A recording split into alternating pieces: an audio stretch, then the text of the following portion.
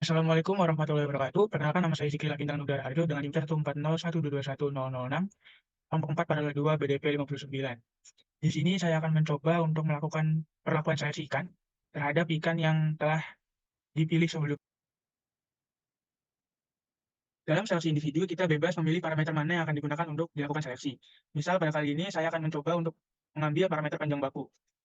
Dengan kemudian kita akan menghapus data ikan betina. Setelah dihapus, kita langkah selanjutnya akan melakukan sortir ataupun mengurutkan dari yang terbesar dan yang terkecil. Nah, setelah dilakukan sortir, kemudian kita akan mencari nilai rata-rata dari nilai tersebut.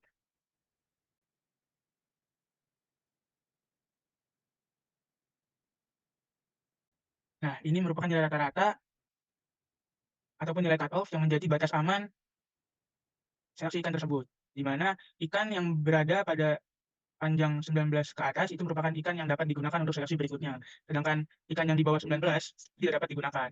Dan itu merupakan seleksi individu. Ya, di sini saya akan mencoba untuk melakukan percobaan seleksi family, di mana yang akan saya lakukan yaitu pertama melakukan seleksi family between. Langkah pertama yaitu dimulai dengan melakukan rata-rata dari tiap familinya. Seperti yang dilihat di layar, pada famili kelompok 4 terdapat ikan berjenis kelamin jantan dan berjenis kelamin betina.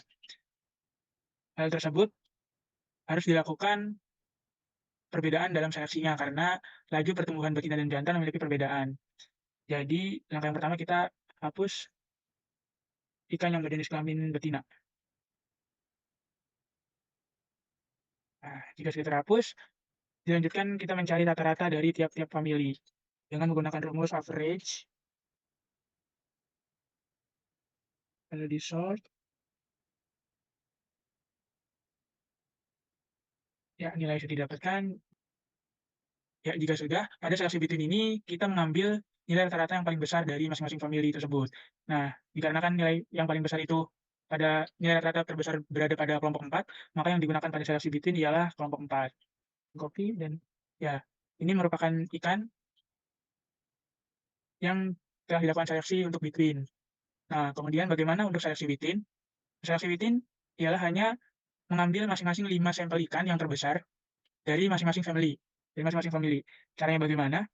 Yang awalnya kita lakukan sort dulu pada setiap family, diurutkan dari yang terbesar ke yang terkecil. Jika sudah, kita ambil masing-masing 5 dari tiap-tiap family. 1, 2, 3, 4, 5. Kita copy dan kita paste. Dan ini, copy dan kita paste. Paste. Nah, dan ini merupakan seleksi bitin yang didapat untuk seleksi selanjutnya, ke tahap selanjutnya.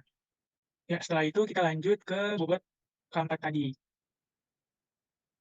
Nah, bobot keempat yang tadi kita copy dan kita paste. Dan tidak lupa kita masukkan rata-ratanya.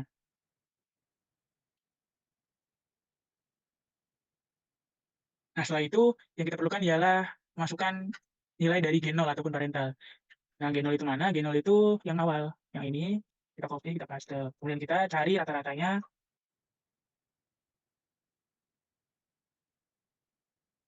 dan juga standar deviasi yang digunakan untuk mengetahui seberapa berhasil seleksi kita. Dengan rumus stdef.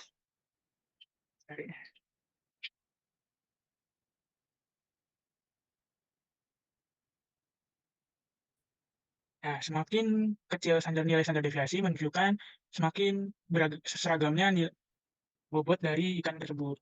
Jadi dapat diartikan semakin kecil standar deviasi, ikan yang kita miliki akan semakin bagus. Nah, langkah selanjutnya kita mencari G1 atau generasi pertama yang dapat diartikan sebagai anakan dari generasi 0. Nah, caranya gimana? Ada rumusnya, yaitu rumusnya adalah norm int random. Nah, kita pilih rata-rata dan kita F F4 untuk mengunci datanya. Kemudian dan kita klik standar deviasinya juga, kemudian F4 juga. Nah, sudah, kita drag ke bawah. Jika sudah, kita copy, kemudian kita paste dengan menggunakan paste value yang pertama. Dan jika sudah,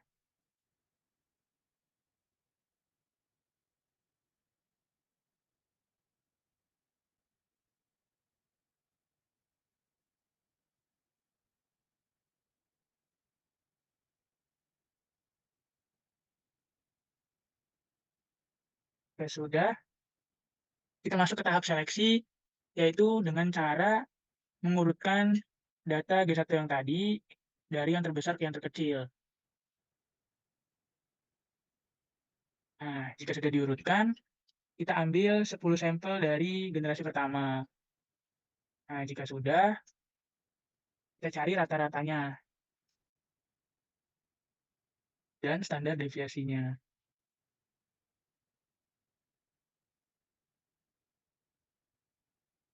Nah, dapat dilihat. Setelah dilakukan seleksi, didapatkan nilai standar deviasi bernilai 0 pada generasi ketujuh.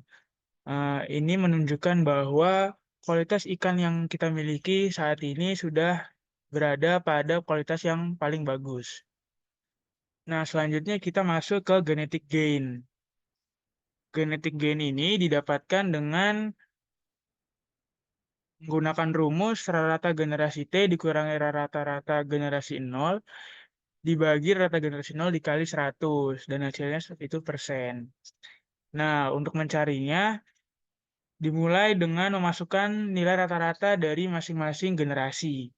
Nah, jika sudah memasukkan nilai rata-rata dari masing-masing generasi, kita lanjut mencari nilai genetik gain-nya dengan menggunakan rumus yang sudah disebutkan sebelumnya, yaitu rata generasi T atau atau B3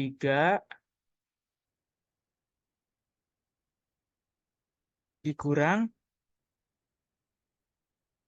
B2 dibagi B2 dikali 100. Nah, untuk selanjutnya kita lakukan drag saja ke bawah.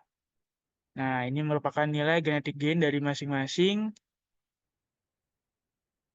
generasi. Nah, karena selanjutnya kita akan membuat kurva, kita menggunakan nilai dari generasi ketujuh, generasi yang terakhir. Lalu masukkan sini, kita copy saja datanya. Cek, kita paste di sini. Nah, langkah selanjutnya kita akan lakukan ketik manual terhadap angka-angka yang sudah kita dapatkan pada pembulatan sebelumnya.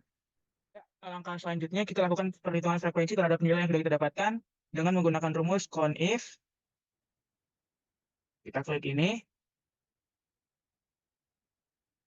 kemudian titik 2. Oh tidak, sebelumnya kita lakukan penguncian. Kemudian kita scroll sampai data yang paling bawah. Jika sudah, titik koma, nilai yang sama.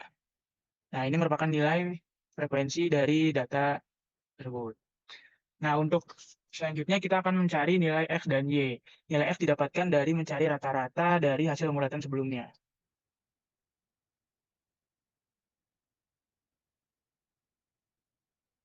Untuk yang kedua, kita tinggal tulis ulang saja.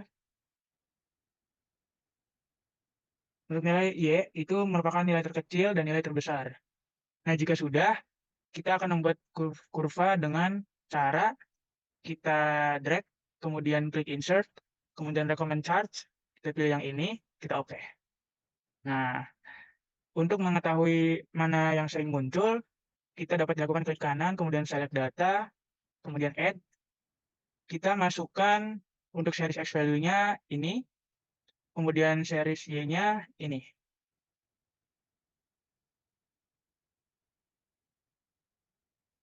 Nah, ini merupakan kurva dari